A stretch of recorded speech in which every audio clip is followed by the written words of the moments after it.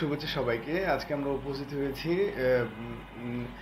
Air conditioning এর বিষয়ে কথা বলার জন্যে, যে আমরা যদি এয়ার কন্ডিশনিং এর ব্যবসা শুরু করি তাহলে সেক্ষেত্র থেকে আমরা টেকনিক্যাল প্রোডাক্ট, যেহেতু এটা, তো আমরা টেকনিক্যাল নলেজগুলো কীভাবে গেদার করতে পারি, এবং টেকনিক্যাল নলেজ ছাড়া কি আদৌ আমাদের মার্কেটিং স্ট্র্যাটেজি অনুযায়ী কাজ করা উচিত? তো আমি বলবো যে না, আপনি যখনই কোনো টেকনিক্যাল প্রোডাক্টে কাজ করবেন আপনাকে টেকনিক্যাল নলেজগুলো নেওয়া উচিত, এবং টেকনিক্যাল নলেজ ছাড়া আপনি মার্কেটিংয়ে যাওয়া উচিত না। এটা হলো বাস্তবতা। হ্যাঁ, তো এই টেকনিক্যাল নলেজ ছাড়া যদি আপনি মার্কেটে যান আপনি কাজ পাবেন না, আর কাজ না পাইলেই আপনি হতাশ হয়ে যাবেন।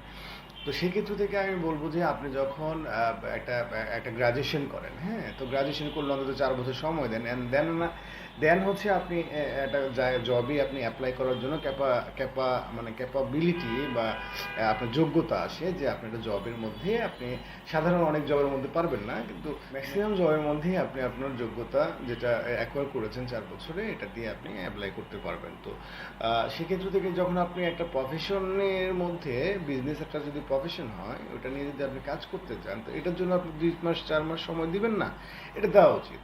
তো সেই ক্ষেত্র থেকে আপনি যদি এয়ার কন্ডিশনিং ব্যবসা শুরু করতে চান, তো আমি বলবো যে প্রাথমিক পর্যায়ে আপনি, যেহেতু টেকনিক্যাল বলা হচ্ছে, তো টেকনিশিয়ানের কাছে যান, যারা নাকি ধরার হচ্ছে এটাকে ইনস্টলেশন করে দিচ্ছে একেবারে প্রান্তিক পর্যায়ে। হ্যাঁ, তো ওদের সঙ্গে কথা বলেন, ওদের সঙ্গে আপনি ওদেরকে চা খাওয়ান, ওদের সঙ্গে কথা বলেন যে কীভাবে একটা এয়ার কন্ডিশনিংয়ের বিষয়ে কী কী জিনিস জানার আছে, প্রাথমিক জিনিসগুলো জানা যদি মনে করেন যে না আপনার আরও এই বিষয়ে জানতে হবে, তখন আপনি প্রফেশনাল কোর্সের দিকে যান। তো আমার যেটা মনে হয়, আপনি টেকনিক্যাল বিষয়গুলো নিয়ে আপনি একটা টেকনিশিয়ানের সঙ্গে কথা বলেন, আর পরবর্তীতে যদি আপনি একটা অন্ততপক্ষে, যে ছেলেটা ধরেন হচ্ছে এই এয়ার কন্ডিশনিং লাইনেই আছে, কোনো একটা জায়গায় ম্যানেজার হিসেবে আছে, ধরেন না ওয়ালটনের একটা শোরুমে সে ম্যানেজার হিসেবে আছে, আপনি তার সঙ্গে কথা বলেন যে আমি ব্যবসাটা করতে যাচ্ছি, এখন আমাকে কী কী জিনিস বিষয়গুলো জানতে হবে বা খেয়াল করতে হবে। তো সে আপনাকে অনেক অনেক ব্যবসায়িক বিষয়ে আপনাকে ধারণা একটা দিয়ে দিতে পারবে, আমার যেটা মনে হয়, যদি সে চায় আপনাকে। তো সেই ধারণাটা নিয়ে 2-4 জনের সঙ্গে কথা বলে আপনি মাঠে নেমে পড়তে পারেন। তারপরে যদি আপনি চান যে আপনি প্রফেশনাল কোর্স করতে হবে, যে আমি আরও বেশি এই বিষয়ে জানতে চাচ্ছি, তখন আমি বলবো যে গভর্নমেন্টের বিভিন্ন আছে, প্রতিষ্ঠান আছে, যারা নাকি, বিভিন্ন না, গভর্নমেন্টের একটাই মাত্র প্রতিষ্ঠান আছে, সেটা হচ্ছে ইঞ্জিনিয়ারিং ইনস্টিটিউট। হ্যাঁ, আপনি ইঞ্জিনিয়ারিং ইনস্টিটিউটে যায়, ওখানে ওরা, এটা অবশ্য অল দ্য ইয়ার রাউন্ড আপনার অপরচুনিটি থাকে না, বাট ওরা বছরে করে, ওয়ার্কশপ করে। তো ওই ওয়ার্কশপ থেকে আপনি ধরেন হচ্ছে একটা 3 মাস বা 6 মাসের একটা কোর্স আছে ওদের, 3 মাস 6 মাস বা 1 মাস হবে, এক থেকে 3 মাস, অর্থাৎ এই 1 মাস অথবা 3 মাসের একটা কোর্স ওদের হবে, যে কোর্সটা ওরা ম্যাক্সিমাম, এটা যেহেতু গভর্নমেন্ট এটা অপরচুনিটি দিয়েছে, আমার মনে হয় এটা 5-6 হাজার টাকা বা 8 হাজার টাকা বেশি হবে না। তো এই টাকাটা এক্সপেন্ড করে আপনি ওই কোর্সটা নিতে পারেন। ওই কোর্স থেকে আপনি এয়ার কন্ডিশনিংয়ে একবারে ইন ডিটেলস আপনি জেনে যাবেন, প্রোডাক্ট নলেজটা জেনে যাবেন। অ্যান্ড প্রোডাক্ট নলেজটা জানার পরে, আমি আপনার আগের ভিডিওতে যেটা বলেছি যে আপনি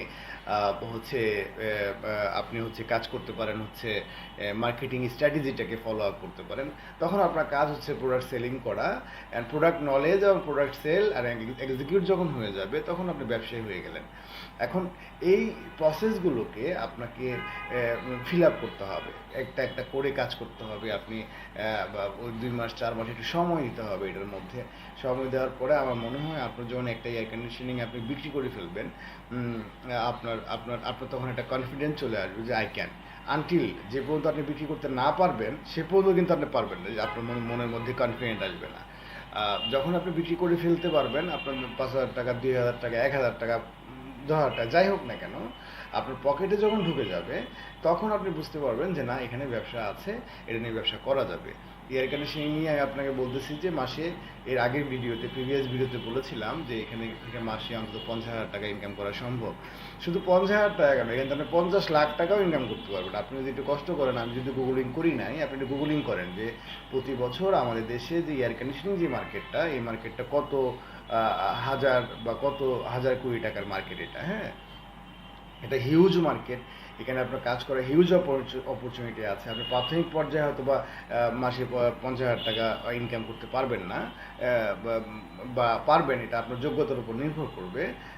যেমন আমি আমার প্রাথমিক লাইফে যখন শুরু করেছিলাম, আমি প্রথম বছরে আমি 2.5 থেকে 3 কোটি টাকা সেল করেছিলাম। তো এখন সেই জায়গা থেকে ধরেন হচ্ছে, হ্যাঁ এটাও সত্য যে হয়তো বা আমি ওই সেলটা কন্টিনিউটি ধরে রাখতে পারিনি, বাট এটা আমি কিন্তু একেবারে কমও করিনি। হ্যাঁ, তো ওভারঅল হচ্ছে আমার অন্য ব্যবসায় অ্যাড হয়ে গিয়েছিল, তো এটার মধ্যে সময় দিতে পারতেছিলাম না।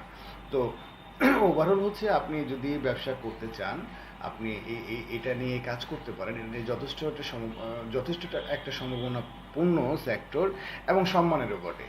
এখন আপনি ধরেন হচ্ছে অনেক ব্যবসায়ী তো আছে যে আপনি করতেছেন, মানে অনেক টাকা ইনকাম হচ্ছে, বাট সামাজিক স্বীকৃতি আপনাকে দিচ্ছে না। কিন্তু এই এয়ার কন্ডিশনিংয়ের ক্ষেত্রে এটা হবে না। এটা হলো আপনি এটা this is a luxury product, এবং এই লাক্সারি প্রোডাক্ট নিয়ে যখন আপনি কাজ করেন, যখন আপনি কাউকে বলবেন, তখন সে আপনাকে অনার করবে এবং সে আপনাকে যথেষ্টভাবে মূল্যায়ন করবে। হ্যাঁ, তো সেই ক্ষেত্র থেকে আমরা এই এয়ার কন্ডিশনিং নিয়ে যখন আমরা কাজ করতে থাকবো, আমি কাজে আসি, আমি একটু বিক্ষিপ্ত হয়ে গেছিলাম। আমরা যখন কাজ করব, কাজের আমরা প্রাথমিক ধাপটা আমরা নিয়েছি হচ্ছে আমাদের প্রোডাক্ট নলেজ করতে হবে।